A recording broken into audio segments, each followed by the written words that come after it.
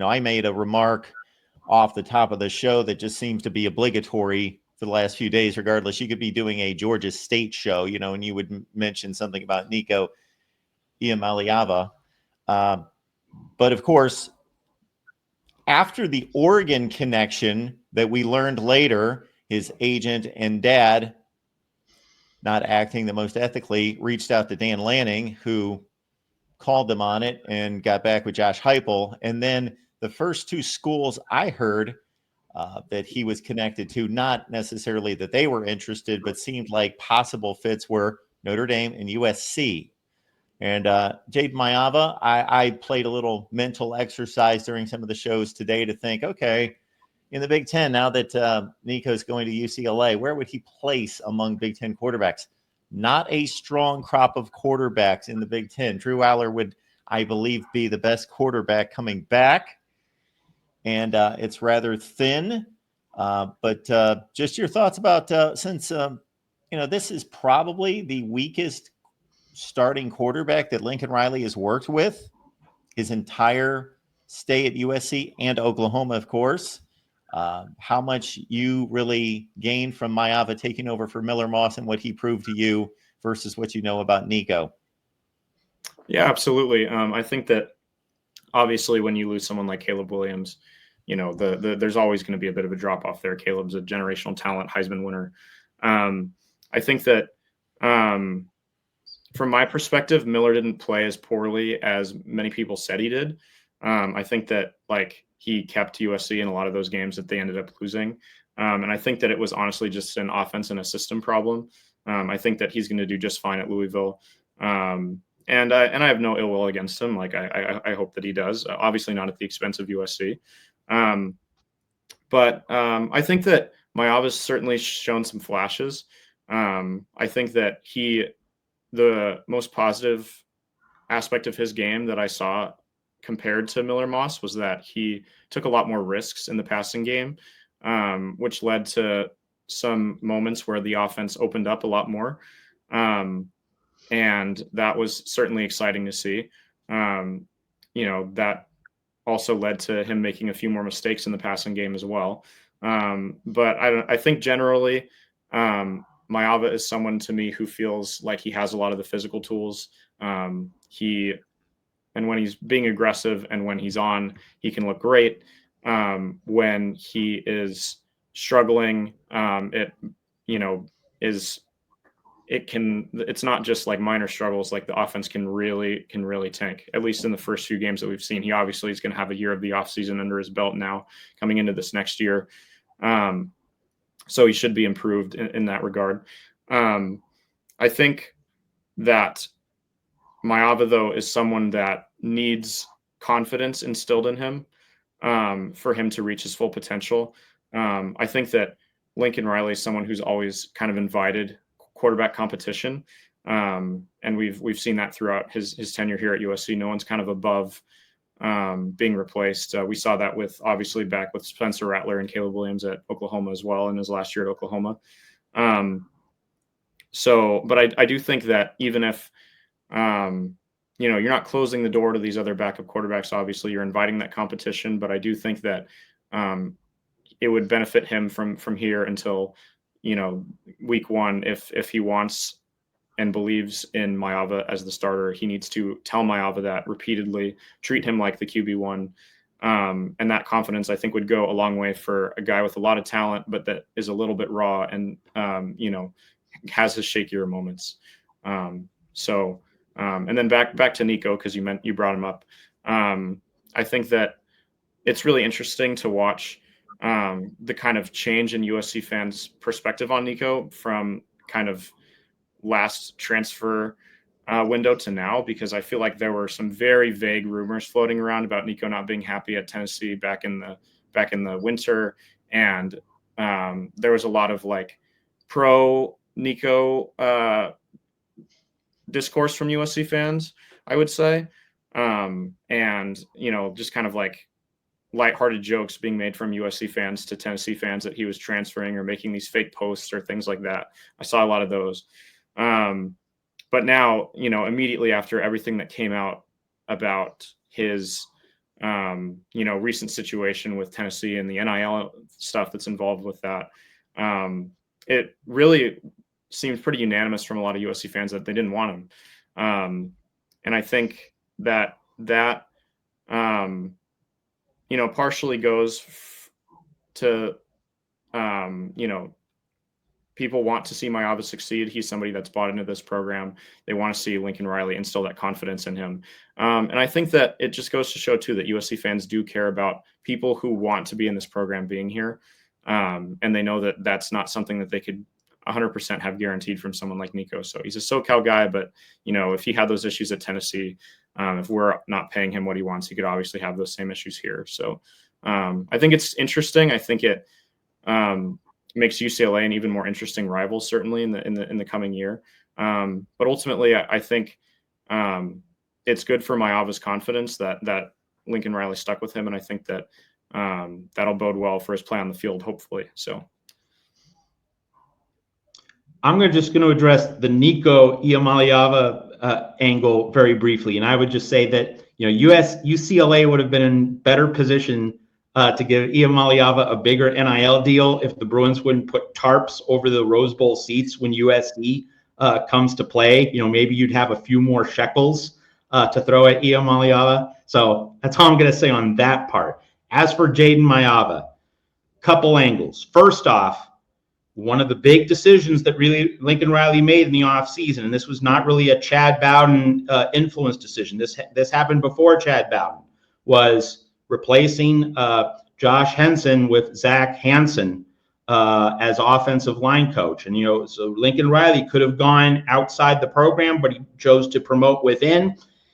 We're going to find out. We're going to find out if that internal promotion is going to deliver the big time results, because, Clay McGuire is the guy who really set USC and Lincoln Riley up to succeed in 2022, because he was the guy who turned things around after the disastrous Tim Drevno tenure as offensive line coach. It was Clay McGuire. So Clay Helton made a good hire. Got to give Clay Helton that little breadcrumb of credit in his reign of error.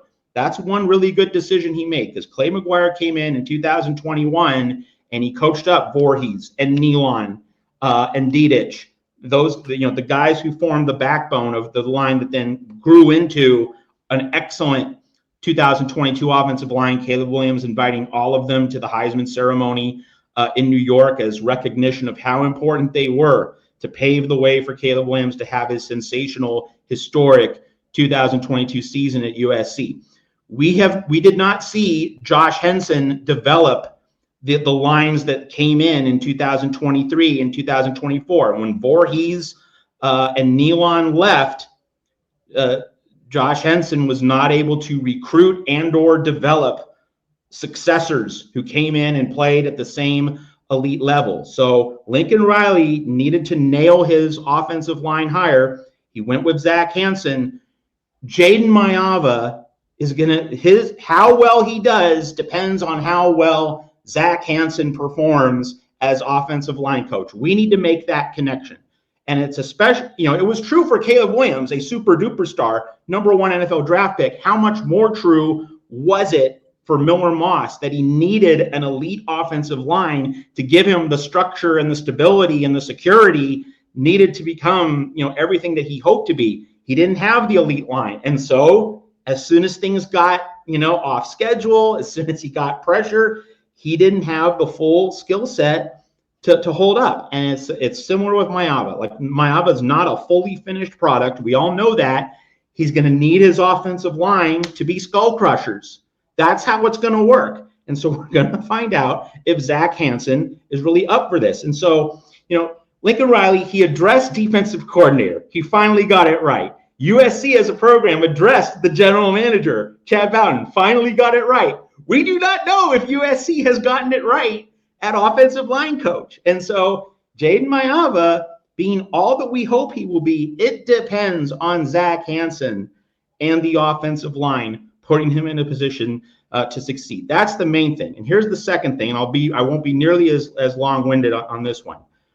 One of the big takeaways from last season was, if you don't have a superstar quarterback, For Lincoln Riley, he's coached Baker Mayfield, Kyler Murray, Jalen Hurts, Caleb Williams, rock stars. Okay. We knew Miller Moss wasn't a rock star. So, it had to be a little bit more of a team approach, everyone helping out, everyone pitching in. And I think if there was a key mistake Lincoln Riley made last season, it was thinking, I need to give the keys exclusively to Miller Moss. Now, of course, Miller Moss did play well several times. And I really like Ethan's point that he really wasn't that bad overall. Like, he played a great game against Wisconsin, played a really good game against Penn State. He was solid in the opener against LSU, and he was awesome against Rutgers.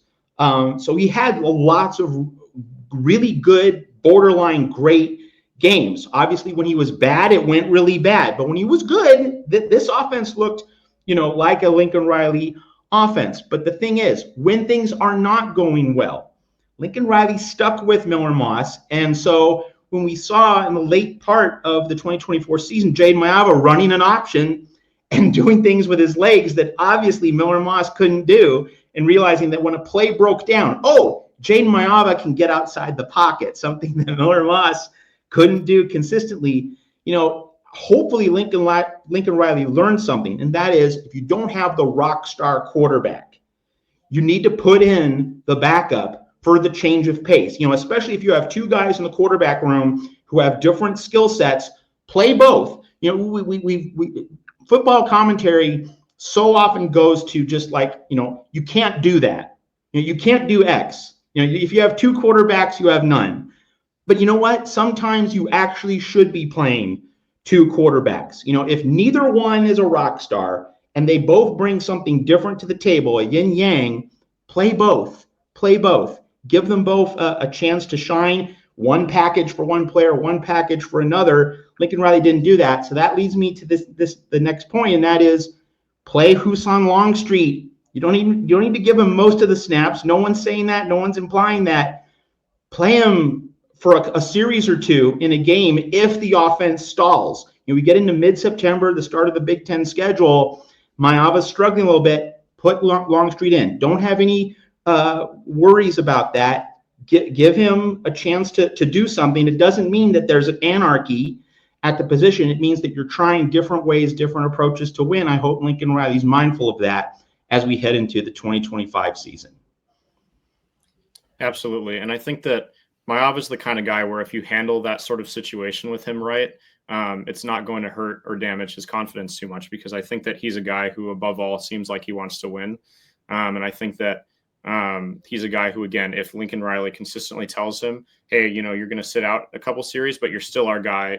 This is still your team, still your offense. We just need to change the pace for a little while. I think if they communicate well, that's something that could potentially be successful. There was actually an aspect of the quarterback change from Caleb Williams to Miller Moss that I thought might help USC and help Lincoln Riley to establish himself again as a great play caller. And that was that Miller Moss was going to run the designed play, and he was going to throw the ball on time. He was going to make his read and go 1, 2, 3, there's boom, there it is, and not improvise and be Fran Tarkington and run all over the place like Caleb Williams. And I thought, there's no way I'm saying that Miller Moss, you would take him in a quarterback battle or want him leading the team. But I thought there might be an aspect that Lincoln Riley may thrive and the offense may thrive because they are going to know where the quarterback is and the ball's coming out most of the time on time. Now, of course, the results were mixed. I thought Miller Moss played fairly well. I'm on Ethan's analysis here. I saw almost every game. I thought he played well. Again, relatively speaking, played well. And I just think they got to a point in the season where Lincoln Riley wanted to make a change, wanted to show that he was going to be proactive and see what Jayden Maiava could do. And that's, of course, what he decided to do. Well, one thing to insert here, and this applies to football at just about any level, not just college football. Early in the season, when you don't have any losses or you have only one loss, you have a lot to play for. But when you get into late in the season, you have 5 or 6 losses, stakes aren't nearly as high. And so, Jayden Maiava, we did see him, as Ethan accurately noted, he took more risks, but he was taking risks with USC having 5 losses, and playing for the, Weed Whacker Bowl, not for any conference championship spot in the playoff or anything. So it's going to be interesting to see. You want to be aggressive to a certain point, but you always have to balance that with making the percentage play, having the good football IQ. Can Jayden Maiava balance risk and wisdom early in a season? Because it was easy. He had a 3-game trial run, so just let it fly. It was a situation where it was easy for Maiava to have the mindset of a gunslinger, right? Let it rip.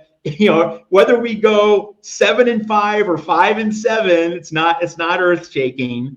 So how does he do in September when there's so much on the line, there's so much scrutiny, so much pressure? That's going to be a really interesting plot point, because we see it all the time in the NFL. This quarterback just lit up the NFL in December when his team was 6-8, 7-9. Going against teams that might be tanking for draft position. Totally different animal from September football, when everything's new, everyone's watching you. How are you going to do? So that is something we need to keep in mind with Jayden Maiava at USC. Absolutely. I think everything you said, Matt, is right on point. I think that it's not, I don't think it should be lost on anyone that it was absolutely an advantageous time for Maiava to take over for Miller, just given the way that the season was going.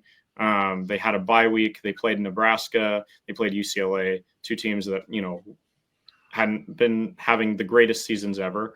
And, it was also coming off arguably Miller Moss's worst game, which was against Washington, a game that they never should have lost, and by any means.